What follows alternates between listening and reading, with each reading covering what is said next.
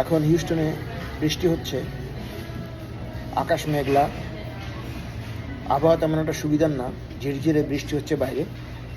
আমি এখানে বসে কিছু কাজ করার চেষ্টা করছি। সকালটা খুব ব্যস্ততা এবং খুব সমস্যার মধ্যে গেছে। আপাতত সব সমস্যা কাটিয়ে এখন কিছুটা স্থিতিশীলতার মধ্যে আছি। যাই হোক, আমার দর্শকদের, আমার শুভাকাঙ্ক্ষীদের সবাইকে আন্তরিক শুভেচ্ছা জানাচ্ছি। আজকে শুক্রবার, জুম্মার নামাজের দিন।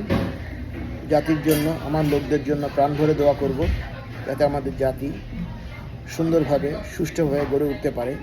আমাদের ভবিষ্যৎ প্রজন্মের যারা আছে তাদের জন্য একটা সুন্দর ভবিষ্যৎ যেন আমরা করে দিয়ে যেতে পারি, এবং আমাদের যারা রাষ্ট্রের কর্ণধারা আছে তারা যেন একটা সুন্দর রাজনৈতিক পরিবেশ তৈরি করে দিয়ে যেতে পারেন, এই আকাঙ্ক্ষা, এই শুভকাঙ্ক্ষা করেই আমি আমার বক্তব্য শেষ করছি।